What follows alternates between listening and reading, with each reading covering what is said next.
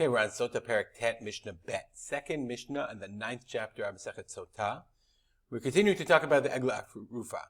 Eglah Arufah says the Mishnah, Nimsa Tamun Bagal. If the man was found Tamun Bagal, buried under a pile of rocks, Talui Be'ilan, or hanging on a tree, Tzaf Apanei Hamayim, or he's floating on water, Lo Ayu Orpim. They wouldn't do the Eglah Arufah. Shnei Amar, because it says Ba'adama, because it says that you should find the person ba'adama, in the ground. Let's look at the pasuk again. Ki yimatzeh chalal ba'adama. Okay, if you find a chalal, if you find a dead body in the ground. Okay, that's why it says adama. Velo tamun bagal, in the land, and not like buried under a pile of rocks. Nofel. I'm sorry. Let's go back to the pasuk. Adama asher Hashem lokecha noten lecha levishta. Nofel basadeh, fallen in the field. Back to nofel, fallen, v'lo talui be'ilan, not hanging. Basadeh, in the field, v'lo tzaf apanei hamayim, in the water. So it's only if a person is found, in the ground, on the ground. Nimtza, samuch lasfar. Sfar is the border. If you found him next to the border, le'ir shura b'nachrim, or in a city that's mostly they found him next to a city that's mostly non-Jews. Le'ir she'ein ba beitin, or they found him close to a city that didn't have a beitin. Lo ayu modidin. Though you are they wouldn't do arufah. I'm sorry, they wouldn't do arufah. They wouldn't do the Eglah Arufah process. Now, if they found him next to a city that's mostly nachrim, or they found him next to the border, they assume that they say it's fair to assume that there's no logical reason to assume that he was killed by the Jews, and therefore they wouldn't do Eglah Arufah.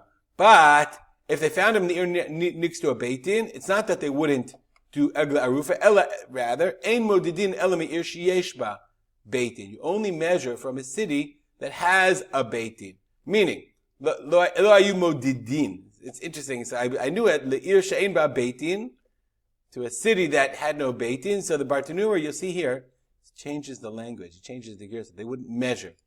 Ein modidin ela me'ir sheyesh ba beit din. You only measure from a city that has a beit din.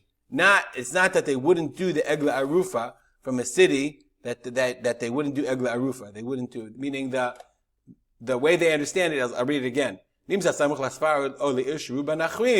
they wouldn't do Eglah Arufah. But Ir she'ein beit din, they wouldn't do ein modidin.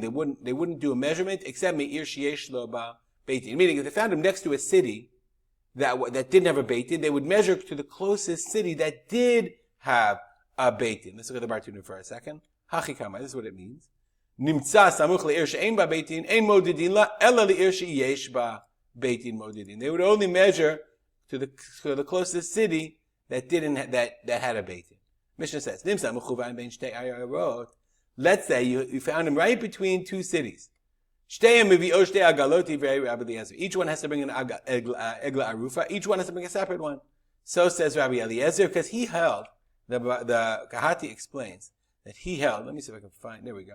He held, I'm just going to write it here. Let's go to the bottom. He held, there was a halacha called Efshar Litzamtzem, meaning if I have a measurement, Tzimtzum means to make tiny. It's like, if I have a measurement, I'm between two cities, is it possible for them to be exactly between two cities? But Ezra said, yes, it's possible. And if you measure, and it's exactly, what can you do? It's exactly. Then each city has to bring an Eglah Arufah. Whereas those who argue with him, I think the Chachamim say, and so therefore they split one Eglah Arufah. One city brings, the other city pays for half. Ve'en Yerushalayim me'viyah Eglah Arufah. Final halacha. Yerushalayim is a city, even if the person is found closest, doesn't bring Eglah Arufah. Why? Tichtiv, it says, Ba'adama asher Hashem elokecha noten lecha levishta. Only if you found in the land that God gave you to inherit.